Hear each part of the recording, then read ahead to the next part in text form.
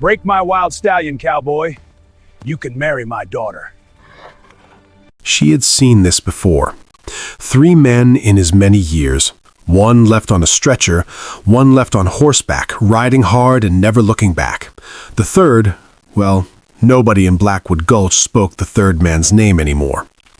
Her father had a talent for that, for making things disappear. Abigail pressed herself deeper into the stable doorway as the crowd surged forward, drawn like iron filings to her father's magnetic cruelty. Miller raised one hand and the noise died instantly. That was the truest measure of a tyrant, she'd always thought. Not how loud they could roar, but how completely they could silence a room. 30 days, the sheriff announced, his showman's smile never wavering. Break midnight shadow in 30 days, cowboy, and Cassini is yours, along with the deed to the Clearwater parcel. A theatrical pause. Fail, he let the word hang in the dust like smoke, and you leave this territory however God sees fit to carry you out. Laughter rippled through the crowd, the polite, nervous kind. Caleb Stone didn't flinch, didn't blink, just looked straight at the black stallion tearing up the earth inside the corral, then straight at her father, and nodded once. He has no idea, Abigail thought, her chest tightening. None at all. What happens when Caleb finally enters that corral and comes face to face with something no man has survived? Stay with this story. What's coming will surprise you. The nod sealed it. Deputy Silas, a slab of a man with a neck like a tree stump and the wit of wet timber, shoved a contract through the corral fence before the dust had even settled. Caleb took it without looking at Silas, without looking at the paper. His eyes stayed on Miller. The sheriff's smile widened just slightly, the way a trap widens when the spring releases. Caleb had ridden into Blackwood Gulch 3 hours before Founder's Day began, trailing nothing but a bedroll, a carbine, and the particular kind of silence that follows a man who has survived things he doesn't talk about. He'd scouted the territory for the Union 6 years running, read land the way other men read scripture. He could tell good soil from played-out earth at a glance, could follow a creek upstream in his sleep and know exactly where it widened into something worth owning. What he couldn't read, apparently, was a town. He'd spotted Blackwood Gulch from the ridge above and felt something stir in him that hadn't moved in years. The valley was extraordinary. Deep green pasture funneling into river-fed flatland, the kind of acreage that didn't just feed a family but built a dynasty. The Clearwater parcel the sheriff had dangled from that podium was the crown jewel of it. Caleb had seen it on a land registry in the last town, noted then that it was suspiciously unowned for something so valuable. Now he understood why. Miller was keeping it in reserve, bait, like everything else he owned. He'd arrived at the livery, stabled his horse, and asked the boy there a single question. Who runs this town? The boy had laughed, nervous and short. Who doesn't the sheriff run? Caleb had tipped him a coin and gone to find a meal. He'd found Cassidy Miller instead. She was standing outside the dry goods store when he passed, surrounded by 2 other women who orbited her the way lesser planets orbit something brilliant and consuming. She was genuinely beautiful in the way that certain dangerous things are beautiful, effortless, aware of itself, slightly bored by its own effect on people. She'd glanced at Caleb with the practiced disinterest of a woman who had been looked at her entire life and found most of it unworthy of her attention.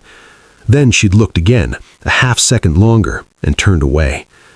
That second glance had cost him everything. He'd asked about her at the saloon over a plate of food he barely tasted. The bartender had been forthcoming in the loose-tongued way of men who've had this conversation too many times with too many strangers passing through. Sheriff's youngest, apple of his eye, every eligible man in 3 counties has tried. Miller keeps raising the price. Caleb had listened, and where a wiser man might have heard warning, he heard only terms of negotiation. This was his flaw, though he would not have named it that at the time. He was a man built for hard problems. Give him an unpassable mountain, and he'd find the pass. Give him a failed crop, and he'd fix the irrigation. He had spent so long solving the tangible, physical puzzles of the frontier that he'd come to believe that most things in life operated on the same honest logic: effort in, reward out. He looked at Cassidy Miller and saw a problem with a solution. He looked at the Clearwater parcel and saw his future. He did not look at Abigail at all. She had been there, on the periphery of the Founders' Day crowd, carrying a crate of her father's ledgers from the office to the platform while Cassidy stood decoratively on the balcony above. Caleb had registered her existence the way a man registers a piece of furniture in a room he is moving through quickly. Noted, catalogued, forgotten. He would be ashamed of this later. For now, he signed the contract. Silas snatched it back with a grin that contained no warmth whatsoever. Wise choice, Drifter, real wise. He said it the way men say things they mean the opposite of. Miller descended from his platform slowly, deliberately, and extended a hand. His grip, when Caleb took it, was dry and precise, and told nothing. "Welcome to Blackwood Gulch, Mr. Stone." His eyes held the expression of a man setting a table before a feast. "You've got 30 days starting at first light tomorrow." Caleb nodded, released the hand, and turned toward the corral where Midnight Shadow was still screaming at the fence line. Black coat sheened with fury, eyes rolled white with something that looked less like fear and more like warning. From the stable doorway, Abigail watched him walk toward his first mistake.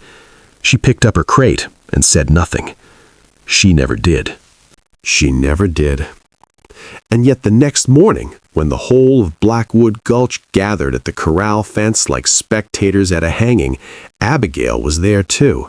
Not at the fence with the rest of them, but inside the stable, partially visible through the slats, watching with the quiet attention of someone who already knew the ending of a story and was waiting only to see how badly it hurt on the way there.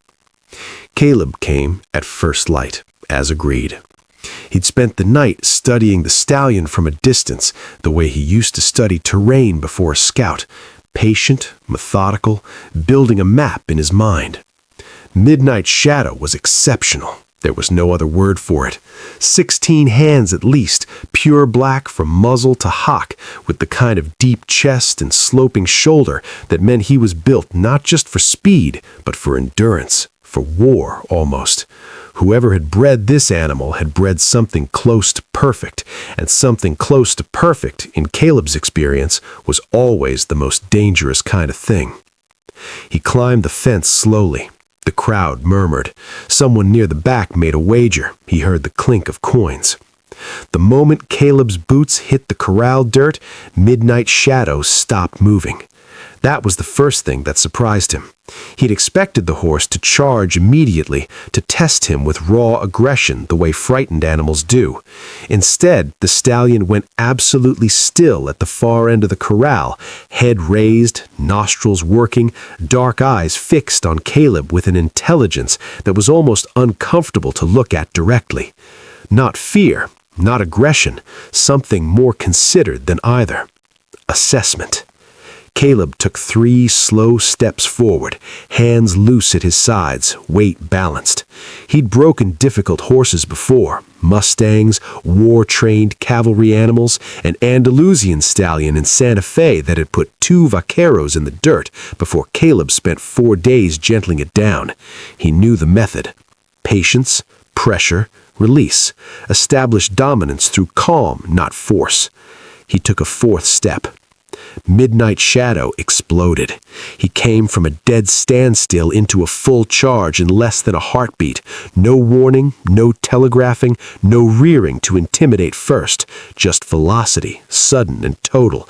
1,200 pounds of horse aimed directly at the center of Caleb's chest. The crowd at the fence screamed. Caleb threw himself left and felt the shadow pass over him like a cold wind, close enough that the displaced air slapped his face and the iron-shod hoof clipped his shoulder on the way past and spun him down into the dirt. He tasted dust and copper, rolled, got his knees under him. The stallion had already turned, already coming back. The second pass was lower, more deliberate. Caleb got his arm up and took the glancing blow across his forearm rather than his skull, which is the only reason he remained conscious. He hit the fence hard, rattling it from post to post, and the crowd scattered backwards instinctively. Through the ringing in his ears he heard laughter. Deputy Silas unmistakably, and underneath it, something worse. Silence from the sheriff's direction, the satisfied silence of a man watching a plan proceed exactly as designed.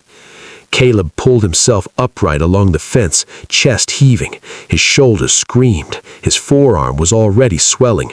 The stallion stood in the center of the corral again, absolutely still again, watching him with those dark, ancient eyes. Not triumphant, not afraid, just waiting. Caleb stayed on the fence side and breathed through it, forcing his hands to unclench, forcing his jaw to loosen. He stayed there for a long time, long enough for the crowd to grow bored and begin to disperse in twos and threes, their entertainment concluded for the morning, long enough for the sun to climb a hand's width higher and begin to cook the back of his neck, long enough for the shame to metabolize into something quieter and more useful. He was still there, forearm braced against the fence post, when he heard her voice. "You gripping the rail?" It came from his left, from the stable doorway, low, even, the kind of voice that doesn't perform itself. He turned.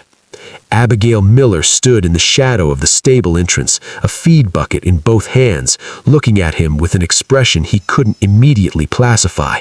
Not pity, not mockery, something more unsettling than either, the specific calm of someone who understands a situation completely and is deciding very carefully whether you are worth explaining it to. "I'm sorry," he said. "Your hands." She nodded toward the fence. "You're gripping it like you're trying to break it. He can read tension through the ground, through the fence post, through the air between you." She paused. "He already knows everything about you, Mr. Stone, and you know nothing about him." Caleb looked at her properly for the first time. She was perhaps 25, solidly built in a way the town had clearly decided was something to be ashamed of, dressed in plain work clothes that suggested she'd been in that stable since before sunrise. Her hair was pinned back practically, not decoratively. Her eyes, he noticed, were extraordinarily sharp, the kind of eyes that filed everything away and forgot nothing. She looked nothing like her sister. She looked nothing like anyone he'd met in Blackwood Gulch, actually. She looked like someone who belonged somewhere considerably larger and considerably more serious than this. "You've worked with him before," he said. It wasn't a question. Something moved across her face, brief, controlled, then gone. "I work with all of my father's horses," she said carefully, which was not the same thing as an answer, and they both knew it. She set the feed bucket just inside the stable door and turned to go back inside. At the threshold, she paused without turning around. "Come back tonight, after the town is asleep. Watch him when there's no crowd. He's a different animal entirely." Another pause, shorter. "So are most things when nobody's performing for." She stepped back into the dark of the stable and disappeared. Caleb stood at the fence for a long moment, the pain in his shoulder dulling to a persistent throb, midnight shadows still watching him from the center of the corral with that unreadable, waiting patience. He looked at the horse. He looked at the stable door. For the first time since he'd ridden into Blackwood Gulch, he had the distinct feeling that he had been given something genuine, and he wasn't entirely sure what to do with that. He wasn't entirely certain what to do with that. So he did what he always did with things he didn't understand. He sat with it until it clarified. He ate a quiet supper at the saloon, said nothing to the men who made pointed remarks about his shoulder, and went to his room above the livery when the town began to settle. He didn't sleep. He lay on the narrow cot with his forearm wrapped and his eyes on the ceiling, listening to Blackwood Gulch wind itself down for the night. The last piano notes from the saloon, the gradual silence of boots on boardwalks, the town's slow exhalation as it released its performance of itself and became, briefly, just a collection of tired people in dark rooms. When the last lamp on the main street went out, he rose and went to the corral. Midnight Shadow was standing at the far end, not pacing, not restless, simply present in the darkness the way wild things are, fully inhabiting the night in a manner that domesticated animals have forgotten how. The moon was high, and the horse's black coat caught it strangely, giving him a quality that was almost liquid. Caedid leaned on the fence and said nothing and did nothing, and for a long time the stallion gave him nothing in return. Then, gradually, the horse turned his head, not toward Caleb, toward the stable. Caleb turned too. There was a thin line of lamplight under the stable's side door, faint, the kind a person produces when they are deliberately minimizing it. He watched it for a moment, then moved quietly along the fence line toward the door and stopped just outside it.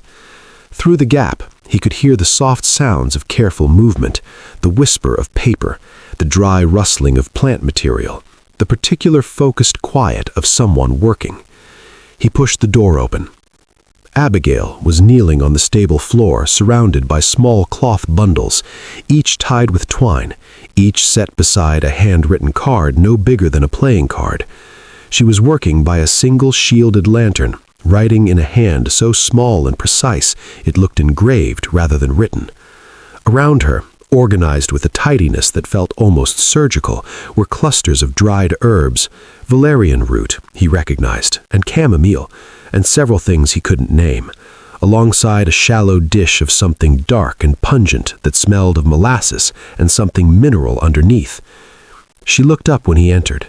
No startled breath, no guilty flinch, just the calm of a person who had calculated the possibility of this moment and made their peace with it. "You're early," she said, and returned to her writing. Caleb stepped inside and closed the door behind him. He looked at the bundles, the cards, the herbs. He picked up the nearest card and read it. The handwriting was dense and extraordinarily precise, not just instructions, but explanations, the reasoning behind each instruction laid out in compressed, logical prose. Valerian introduced at third approach, not first. Early introduction associates calming scent with threat rather than relief. Place at fence post height, east corner, where wind carries it toward resting position. He set it down and picked up another. Molasses and iron mineral compound replaces salt lick. Shadow associates handler scent with nutritional satisfaction. Takes 11 days minimum. Do not accelerate. He read 3 more cards before he said anything. "How long have you been doing this?" "Which part?" She tied off a bundle without looking up. "Studying him? Since he arrived, 8 months ago. Leaving preparations for him? 6 months. Leaving preparations for whoever my father baits into trying to break him. You're the 4th. The other 3 didn't find you. The other 3 came at him like a problem to be beaten. They weren't in the stable at midnight reading instruction cards." She finally looked up, and there was something in her expression that wasn't quite a challenge and wasn't quite an invitation, but existed in the precise territory between them. "You're different in one specific way, Mr. Stone." "What way is that?" "You came back." She said it simply, without decoration. "Most men, after a horse does what he did to you this morning, spend the evening rebuilding their pride. You spent it thinking. There's a difference." Caleb pulled a crate over and sat down across from her. His shoulder protested. He ignored it. "Show me the rest." She studied him for a moment with those filing cabinet eyes, measuring something he couldn't name. Then she reached beside her and produced a journal, thick, worn at the spine, pages tabbed with strips of different colored cloth. She held it out. He opened it and understood immediately that he was holding something extraordinary. 200 pages at minimum of meticulous behavioral observation, daily entries spanning 8 months, charting Midnight Shadow's responses to weather, to sound, to specific individuals, to time of day, to feed variations, to touch applied at different points of the body. Sketches of the horse's musculature in the margins, annotated with pressure points and their effects. A full section on the horse's history, assembled apparently from conversations, land records, and what appeared to be a letter obtained from the original breeder 3 territories over. "You wrote to the breeder?" said Caleb slowly. "He was bred in Mexico. His dam was a barb mare used in ceremonial work. He was trained with sound and scent before he was trained with pressure. Force reads in him as aggression. Calmness reads as authority. She took the journal back gently, the way a person handles something irreplaceable. My father sent men in there, grabbed for the halter first. That's the last thing you do with this horse. That's the last thing. Caleb was quiet for a long moment. Outside, Midnight Shadow made a low sound. Not distress, not aggression. Something more like acknowledgement. Your father doesn't know you know all this, Caleb said. It wasn't a question. She treated it like one anyway, which told him everything. My father, Abigail said carefully, closing the journal and setting it in her lap with both hands flat on the cover, knows a great many things about this town. What I know and what I don't know has never been of particular interest to him. She said it with no bitterness. That was the part that landed hardest, not the content of the words, but the complete absence of self-pity in them. As though she had simply surveyed the landscape of her life with clear eyes and accepted its topography without complaint, the way practical people accept difficult terrain. Caleb looked at her, properly, for the second time, the way he hadn't on Founder's Day, and felt something shift in the architecture of his assumptions. Not dramatically, just a single beam quietly relocated. I'll follow your method, exactly as written. She nodded once, the matter settled. Start with the east fence post tomorrow at dawn. Take the valerian bundle, that one, she pointed. Don't approach the fence directly. Come at an angle from the south and stop 10 feet out. Just stand there. Don't reach, don't speak. Don't grip anything. The faintest trace of something crossed her face at that last line. Not quite a smile, something more private than a smile. Caleb stood, picked up the valerian bundle and moved toward the door.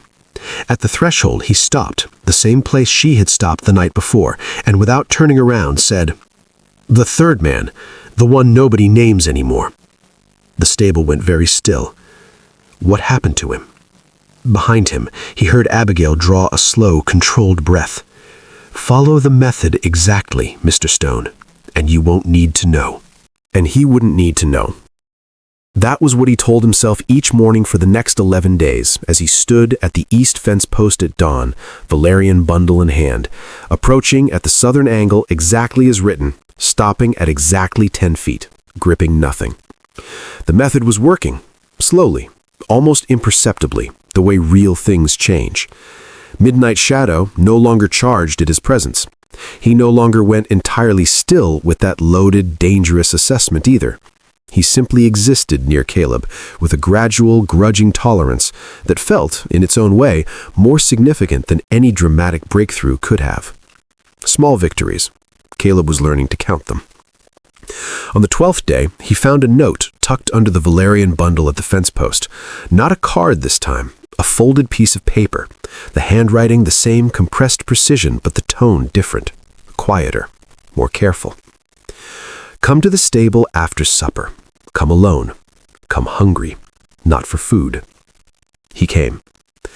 Abigail was not surrounded by herb bundles this time.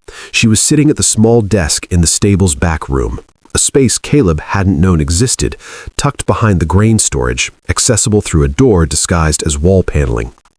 The room was spare and functional. A cot, a desk, a locked chest beneath it. The desk was covered in documents. Not her documents, her father's. She didn't greet him. She simply pointed at the chair across from her and waited until he sat before she spoke. I need you to understand something before I show you this, she said. Once you see it, you're part of it. There's no position of ignorance available to you afterward. I want you to understand that clearly. Show me, Caleb said. She turned the first document toward him.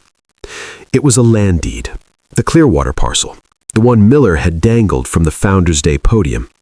Caleb recognized it immediately, felt the old pull of it, but something was wrong with the document.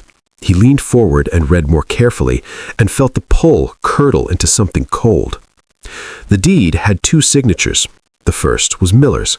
The second belonged to a family named Holt, original settlers, granted the land under a federal homestead charter 12 years prior. The Holt signature was dated 8 years ago and marked as a voluntary transfer. Caleb stared at it for a moment, then looked up. "The Holts," Caleb said. "Died," Abigail said flatly. "All 4 of them. Fever, officially. The summer of the voluntary transfer." She pulled a second document from beneath the first.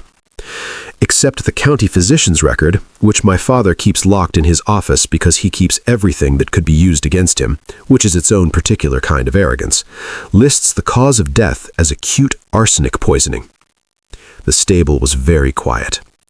"He kept the evidence," Caleb said slowly. "He keeps everything. That's who he is." Abigail's voice remained level, but her hands, Caleb noticed, were pressed flat on the desk, in the deliberate way of someone managing something beneath the surface. She pulled more documents from the pile, methodically, without drama, the way a person presents a case they have been building for years, which, Caleb was understanding, was exactly what this was. 7 land parcels, all former homestead grants, all transferred to Miller's name following the convenient deaths or disappearances of their original owners. A ledger in her father's own handwriting documenting payments to 3 men, names coded but the payment structure unmistakable. And then the last document. "The railroad," Abigail said quietly. Caleb looked at it. A letter from a railroad surveying company, addressed to Miller, dated 14 months ago. He read it once quickly, and then again slowly, because the first time through he didn't fully absorb the scale of it. The transcontinental rail spur was coming through the valley, not in a decade, within 3 years. The Clearwater parcel and the 6 adjoining land grabs sat directly on the proposed route. The land Miller had stolen from dead families was worth, conservatively, 40 times what any reasonable person in Blackwood Gulch understood. "He knows," Caleb said. "He's known for over a year. He's been consolidating the last remaining parcels since the letter arrived." She paused. "The Clearwater deed he offered you, that's the final piece. The horse is a performance, Mr. Stone, a way to keep capable men occupied and then discredited or dead while he finishes acquiring the last of what he needs." Caleb sat back. The full geometry of it assembled itself in his mind with the awful clarity of terrain finally seen from the right elevation. The wager, the stallion, the 30 days, the theatrical public spectacle of Founder's Day. None of it was about Cassidy. None of it had ever been about a horse. It was about keeping the right kind of man distracted until he was no longer a problem. "The third man," Caleb said. "He found this." Abigail held his gaze without flinching. "He found part of it. Enough." She took a breath. "My father has a very efficient relationship with the territorial judge and with 3 of the 4 men who would constitute a jury." Caleb was quiet for a long time. Outside, he could hear Midnight Shadow moving slowly in the corral, the unhurried, deliberate movement of an animal finally beginning to trust its ground. "Why are you showing me this?" he asked, not accusatory, genuinely asking. Abigail looked at the documents for a moment, then back up.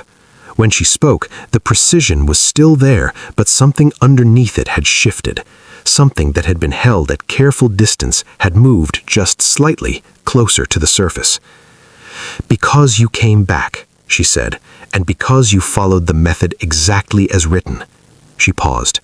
"And because someone in this town needs to, before there's nothing left of it worth saving."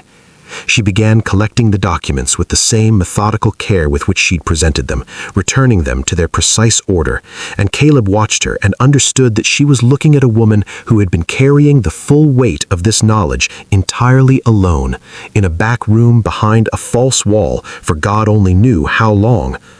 "We'll need the ledger, the original," she said quietly. "I've known for 2 years." She locked the documents back in the chest beneath the desk, and when she straightened and turned toward him, there was something in her face that wasn't quite relief, but was adjacent to it. The expression of a person who has been standing alone in a dark place and has heard, at last, the sound of another set of footsteps moving in the same direction. Caleb said nothing. There was nothing adequate to say. He simply stood and picked up his hat, and for the first time since riding into Blackwood Gulch, felt the specific gravity of a fight that was actually worth having. A fight that was actually worth having. He turned that thought over in the days that followed, the way a man turns a river stone, feeling its weight, its edges, the specific gravity of something pulled from deep water.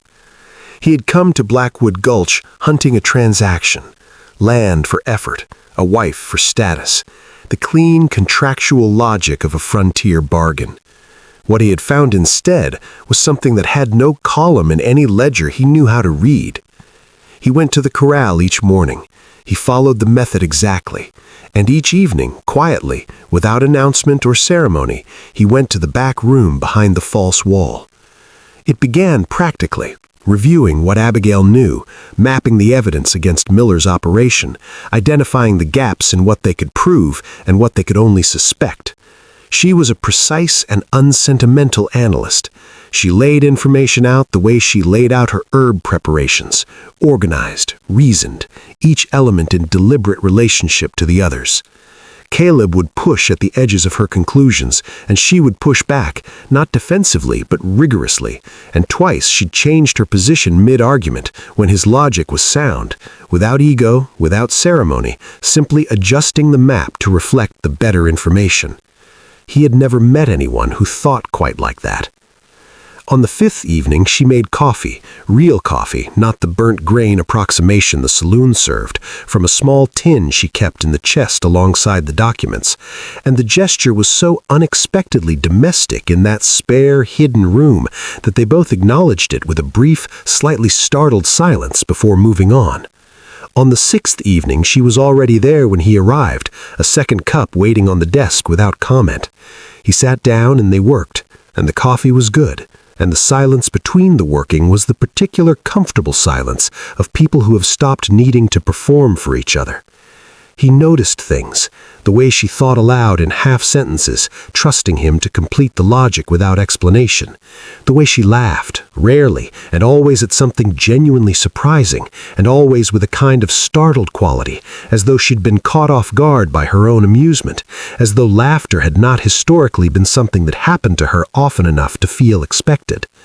The way she held her pen, left-handed, angled unusually, producing that extraordinary compressed script from an almost architectural precision of movement. On the eighth evening, she asked him about the scouting years, and he found himself talking in a way he hadn't in a long time, not performing a story, but actually telling one, following the thread of it wherever it honestly went. She asked questions that arrived at exactly the right moments, questions that were genuinely curious rather than socially obligatory, and when he reached the part of the story he usually abbreviated, the ambush at Broken Creek, the two men he'd failed to get out, she didn't fill the silence that followed with reassurance or deflection. She just let it exist, which was the only right thing to do with it, and was the thing that almost no one had ever done. "You've been carrying that for a long time," she said eventually. "Yes," he said, simply because the simplest answer was the true one. She nodded once, looking at her coffee cup, and said nothing further, and somehow the saying nothing further was more companionable than anything else she could have said. It was the following evening when the thing he had not been naming to himself became impossible not to name. She was reading from the railroad letter, cross-referencing it against the land survey maps she'd painstakingly reproduced from her father's office copies, when she reached a calculation error she'd made in a previous session and made a short, sharp sound of pure self-directed irritation. She corrected it, checked it twice, then looked up to resume the sentence she'd been midway through, and found Caleb watching her with an expression he hadn't managed to arrange into anything neutral in time. The room went quiet in a different way than it usually did. She looked at him steadily. She was not a woman who looked away from things. "I am aware," she said carefully, "that I am not what you came to Blackwood Gulch looking for." "No," Caleb said honestly, "you're not." He let that sit for exactly the right amount of time. "What I came looking for," he continued, "was a transaction. Land and a suitable wife and a respectable life." He paused. "I've been reconsidering the entire category of what I think of as suitable. Something moved in her face, that private thing, more intimate than a smile. Her eyes dropped briefly to the documents, then came back up. "You still have 14 days on the clock," she said. Her voice was steady, but the steadiness was doing a degree of work it hadn't been doing before. "I know. My father will not honor the original wager. We both understand that. I know that too." She held his gaze for a moment longer than was strictly necessary, and in that moment something passed between them that required no documentation, no contract, no public performance on any Founders' Day podium. Something quiet and certain and arrived at entirely by its own honest logic, the way good conclusions are. Then she looked back down at her maps and picked up her pen and said, "The east boundary of the Clearwater parcel shares a survey marker with the Holt homestead. If we can locate the original federal marker, it invalidates the transfer deed entirely on a technicality alone." Caleb pulled his chair closer to the desk. "Show me," he said. And she did. And she did. For 14 more days she did, and so did he, each morning at the east fence post, each evening at the desk behind the false wall, the two tracks of their shared work running parallel and increasingly inseparable. The land evidence and the horse, the legal case and the animal, both requiring patience, precision, and the willingness to approach at the right angle rather than the obvious one. On the 28th day, Caleb stood at the fence and Midnight Shadow walked to him. Not all the way. 4 steps, then a stop, head lowered to the horizontal, the specific posture Abigail the Journal had described as the threshold gesture, the animal's way of suspending its own authority without surrendering it, an invitation disguised as neutrality. Caleb stood entirely still and let the horse read him for a long time, and what the horse found there must have satisfied something deep and unnameable in its assessment, because after a while Midnight Shadow exhaled, a long, slow breath through the nostrils, and took the remaining distance. Caleb raised one hand and laid it flat against the stallion's jaw. The horse did not move. He stood there with his hand against that extraordinary animal and felt something close to reverence, not for himself, not for the method, but for the patience that had made this possible, the patience that had not been his to begin with, the patience that had been pressed into his hands, bundled in cloth with twine, written in compressed, precise script on cards no bigger than playing cards, offered by a woman in a hidden room who had been quietly brilliant in a town that had decided not to notice. He spent the 29th day introducing the saddle, not placing it, presenting it, setting it on the fence post where Midnight Shadow could investigate it at length, which the horse did with a thoroughness that was almost comical, nosing every inch of leather and iron with the focused suspicion of a customs inspector. Caleb watched and said nothing, and let the investigation proceed until the horse lost interest and wandered away, which was itself the progress. He spent the evening of the 29th day with Abigail, not reviewing documents, but simply sitting, the work between them largely done, the evidence assembled, the plan laid out to its conclusion. They talked quietly about other things, about the valley, about what Clearwater might grow in the right hands, about a kind of life that was beginning to feel less hypothetical than it had any right to feel with one day remaining on a corrupt man's fraudulent clock. On the 30th morning, Caleb rose before dawn. He didn't go to the fence post. He went directly to the corral gate, opened it slowly, and walked inside. He carried no rope, no whip, no halter. Just the saddle, held loosely in both hands, and the particular quality of stillness he had spent 30 days learning from a horse and a woman in equal measure. Midnight Shadow was at the far end. He raised his head. Caleb walked to the center of the corral and stopped, set the saddle on the ground, stepped back 2 paces, and waited.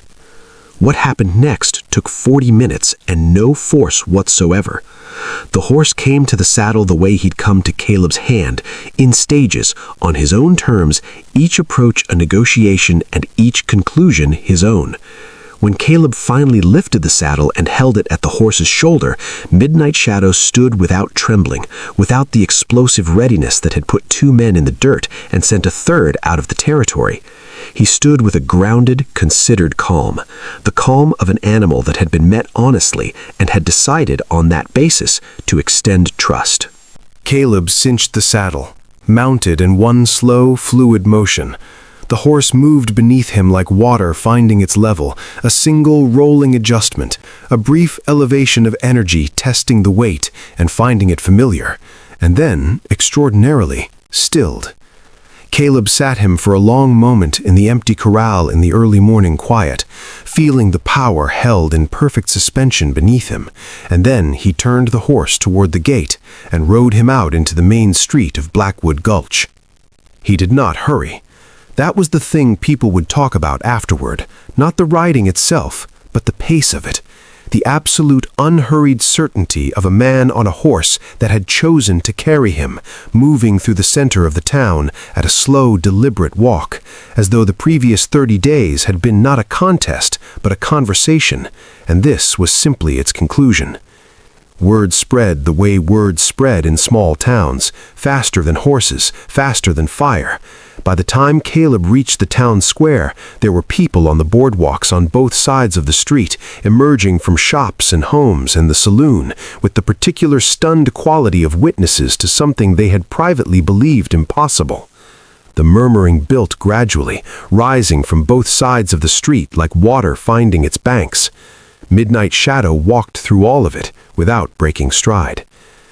Caleb brought him to a stop in the center of the square, directly in front of the sheriff's office, and sat him there in plain sight of the town, and said nothing and did nothing, just let the fact of it exist. Let Blackwood Gulch look at what patience and a different kind of intelligence had built, and understand, even if they couldn't have named what they were understanding, that something had fundamentally shifted in the order of things. Sheriff Miller appeared on the office steps. He was immaculately dressed, as always. His silver star caught the morning sun, as always. His face arranged itself into the showman's smile that Caleb had first seen on the Founders' Day podium, expansive, performative, designed for an audience. But underneath it, visible to anyone paying the right kind of attention, something had gone very still and very cold. He descended the steps slowly and stood at the bottom, looking up at Caleb on the horse with an expression that was making rapid, invisible calculations. "Well," Miller said, spreading his hands for the benefit of the gathered crowd, "I'll be damned." He said it with theatrical admiration, the tone of a man graciously acknowledging a result he'd never anticipated, the tone of a man buying himself time. Caleb looked down at him from the saddle and waited. Miller's smile held for 3 full seconds. Then he turned toward the crowd, raising his voice to carry to the boardwalks on both sides of the street. "Looks like our cowboy's gurned himself a bride." He paused, just long enough, perfectly timed, the pause of a man who had planned this moment with great care. Then he turned back toward the office door and called out, "Abigail, come on out here, girl." The crowd stirred. A few laughs, uncertain at first, then gathering confidence as Miller's intention became clear, the kind of laughter that needs permission and takes it the moment it senses the powerful man is offering it. Caleb sat very still on the horse. The office door opened. Abigail stepped out into the morning light in her plain work dress, her hair pinned back practically, her face carrying the expression of a woman who had known this was coming and had decided, in the privacy of her own counsel, exactly how she intended to meet it. She looked at her father, then she looked at Caleb. And despite everything, despite the crowd's laughter, despite the deliberate cruelty of the performance, despite the calculated humiliation her father was arranging around her as a set piece, something passed between her and Caleb in that look that belonged entirely to them, that the crowd could see but not read, that Miller could orchestrate but not touch. Caleb held her gaze and gave her the smallest nod. She lifted her chin almost imperceptibly in return. Miller let the moment breathe. He was too skilled a performer not to, letting the crowd's laughter crest and hold before he raised one hand to shape it into something more useful. The laughter didn't stop. It organized itself, which was worse. It became directed, focused, a tool in his hands like everything else in Blackwood Gulch. "Now I know what you're thinking," Miller announced, turning to address the boardwalks with the expansive warmth of a man delivering wonderful news. "Our cowboy here came to town with certain expectations." He paused for appreciative murmurs. "Can't blame him. A man breaks the unbreakable horse, he figures he's earned the prize." Another pause, longer, timing it perfectly. "Problem is, I never specified which daughter." The laughter came in a wave. Caleb did not move, did not change his expression. He sat midnight shadow with the same unhurried stillness with which he'd ridden him into the square, and he looked at Miller, and he waited. Miller descended the final step and crossed to where Abigail stood at the office door. He took her by the arm, not roughly, not gently, with the specific impersonal grip of a man handling an object he owns, and walked her forward to the center of the square. The crowd parted for them.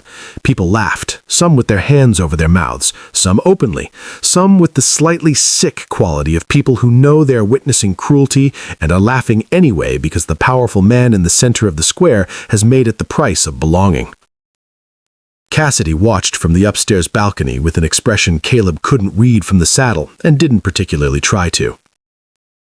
Miller stopped in front of Midnight Shadow and looked up at Caleb with that smile, the full voltage of it now, brilliant and merciless, and presented Abigail the way a magician presents a failed trick, with theatrical commiseration. "Your bride, Mr. Stone, as promised." He released her arm. "A deal's a deal." More laughter. Deputy Silas, from his position at the edge of the crowd, contributed a specific kind of laugh that was designed to grant permission to everyone around him. It worked. The sound built. Abigail stood in the center of the square with her hands folded in front of her and her eyes forward and her face entirely, extraordinarily composed.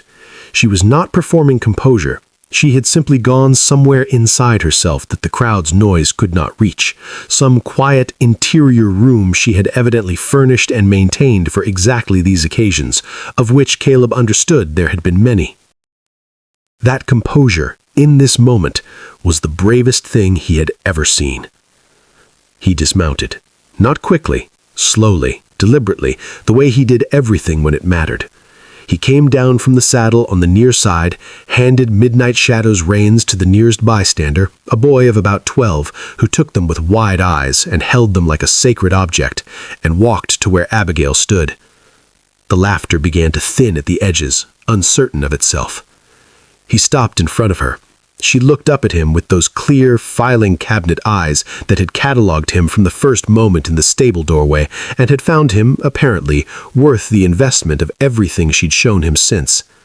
Up close, he could see the faint tension at the corner of her jaw, the only evidence that she was holding something in check, that underneath the composure was a person in real pain who had decided the pain was not the crowd's to have. He reached out and offered her his hand. Palm up, open. The same gesture he'd made to Midnight Shadow on the 28th morning. She looked at it for one moment. Then she placed her hand in his.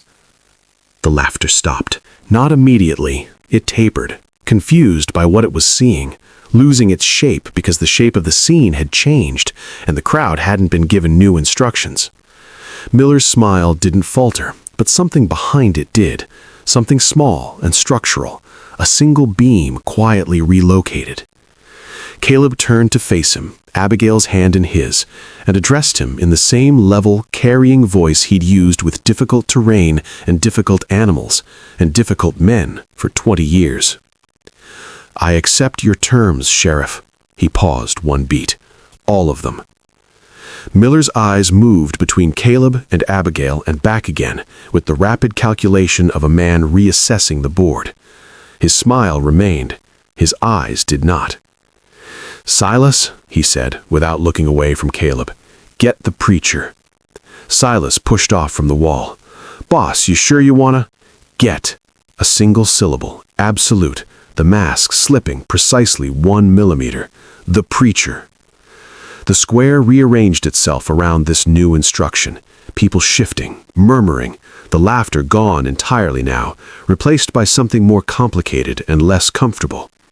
The atmosphere had the quality of a room in which someone has said something that cannot be unsaid, where everyone is recalibrating what they thought they were watching. The preacher came, a thin, pale man who looked at the situation with obvious discomfort and proceeded anyway, because in Blackwood Gulch, discomfort with the sheriff's instructions was a private condition, never a public one. He opened his book. He read the words. They were the same words as always, the promises about honor and keeping, about holding and cherishing, about the landscape of a shared life, and they landed differently in this square, in this dust, in front of this crowd, than they had at any wedding Caleb had previously attended. When the preacher reached the vows, Caleb turned to face Abigail fully. She was looking at him with an expression he recognized now, that private thing, more intimate than a smile, and underneath it, visible only to someone who had spent 30 evenings learning to read her, something that was not quite fear and not quite hope, but occupied the exact territory between them, the same territory as the look she'd given him after he'd accepted the method, the look of a person deciding whether to trust the ground before stepping onto it.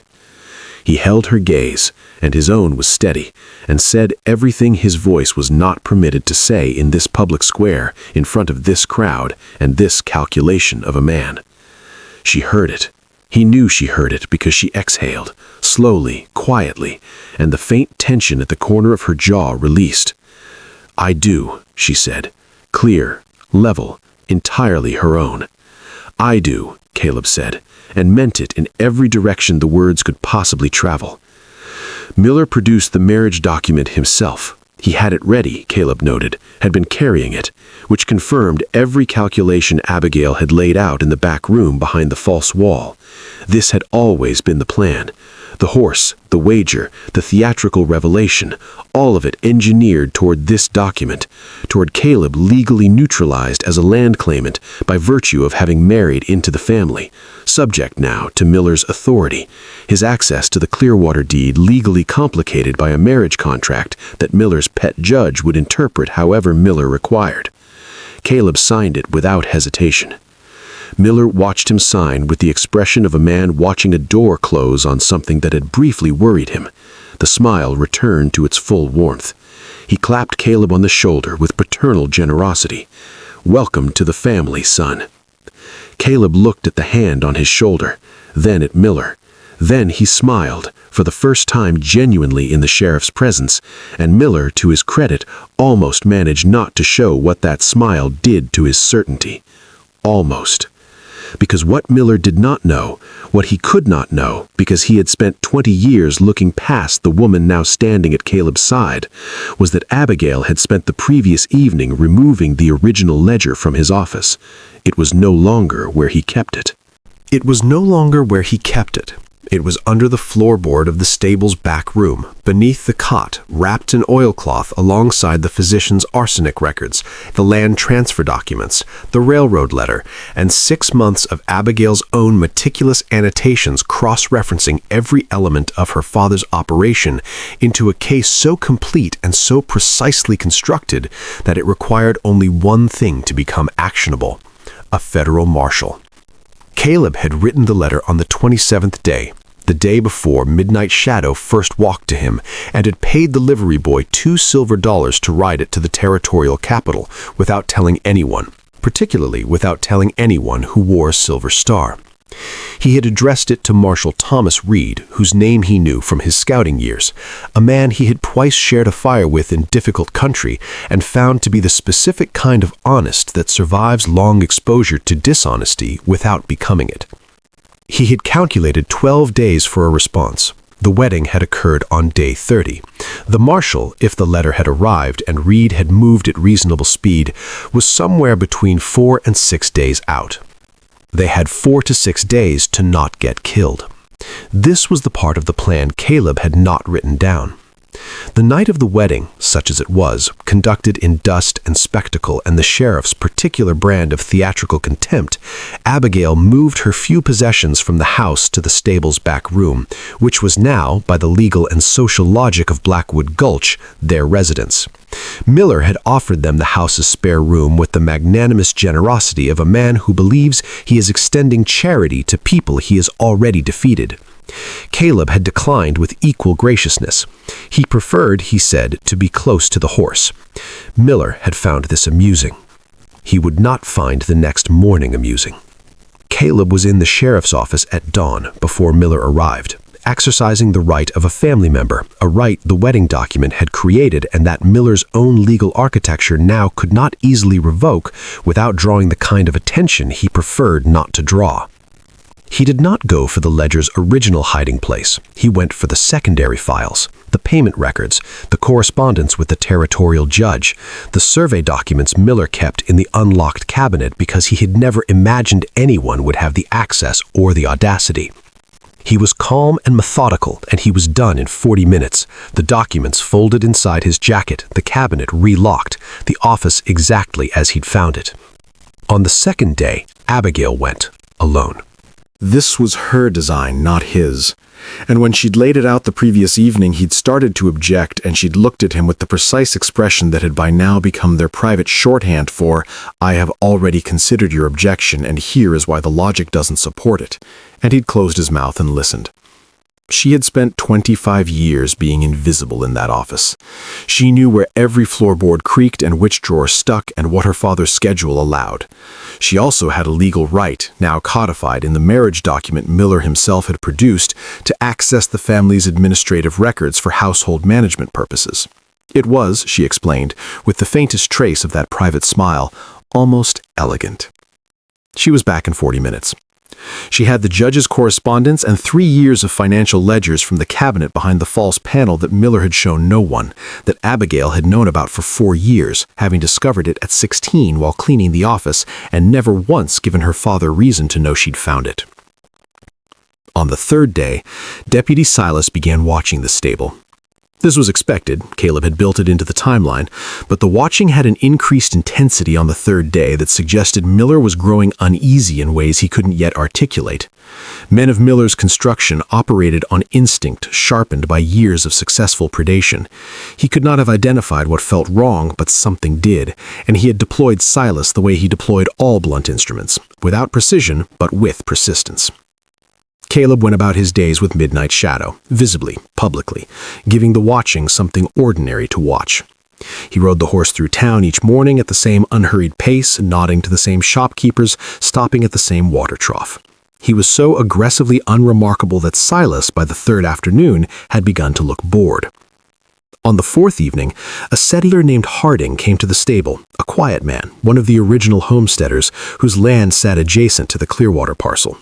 He came after dark, and he came nervously, and he held his hat in both hands and said that he'd heard things since the wedding about what Caleb Stone might be building, and that if those things were true, he had a letter from the original Holt family's surviving cousin in New Mexico that he'd been keeping for 3 years, waiting for someone worth giving it to. Caleb took the letter, read it once, handed it to Abigail.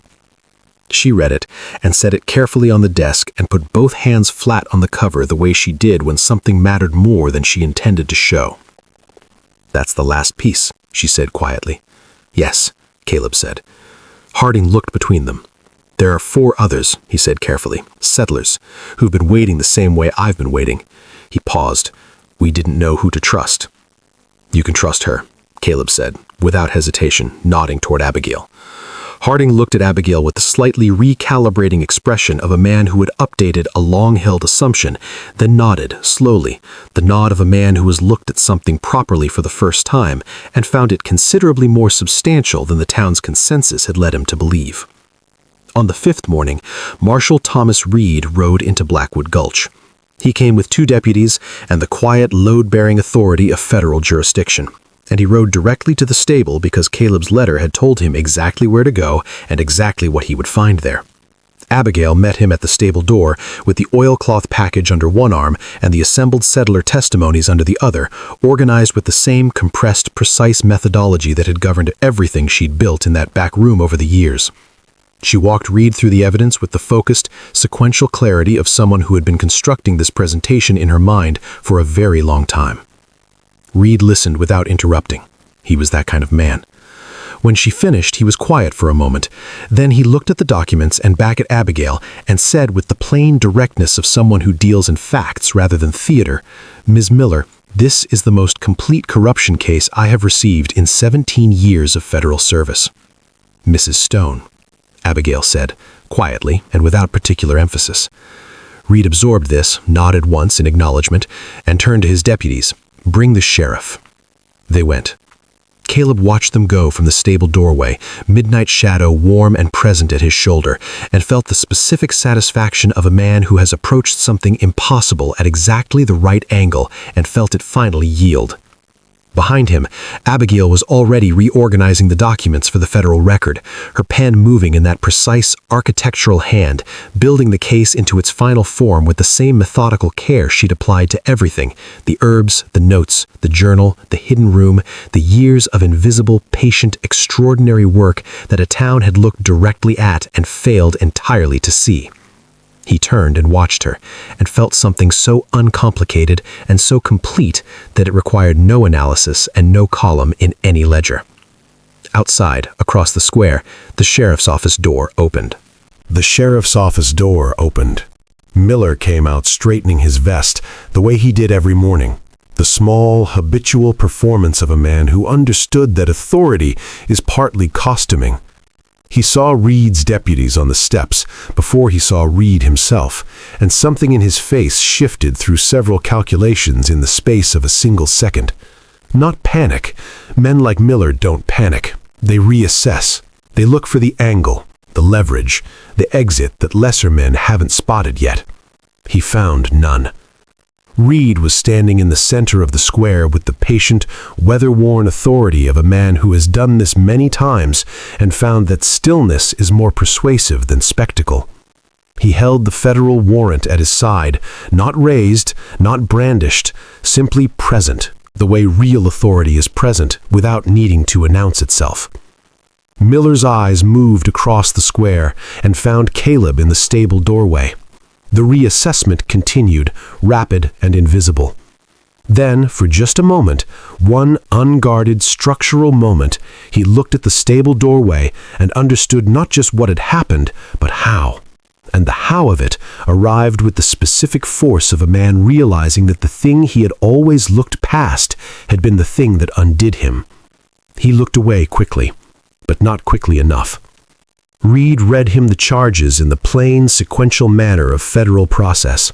The land fraud, the falsified transfers, the deaths of the Holt family, the judicial corruption, the conspiracy spanning 9 years and 7 parcels, and the accumulated wreckage of a dozen ordinary lives. Miller listened with his hands at his sides, and his face arranged into an expression of measured outrage that convinced no one, least of all himself. When Reed finished, Miller said, "I'll want my lawyer." "You'll have him," Reed said, "in the Capitol." He nodded to his deputies. They moved. Miller went with them, not quietly, but without the violence Caleb had half expected, because Miller was ultimately a man of institutions, and institutions were being invoked against him now in a language he understood and could not dismiss. He would fight in courtrooms.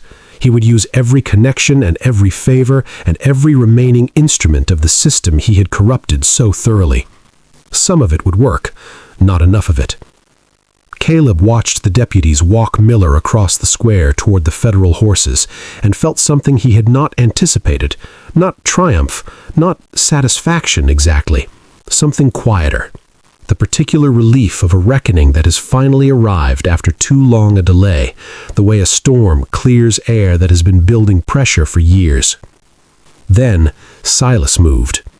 He came from the alley beside the saloon, had been there, apparently, since before Reed arrived, watching, calculating in his dim and loyal way, arriving at the conclusion that if Miller fell, then Silas fell with him, and therefore the only available move was the violent one.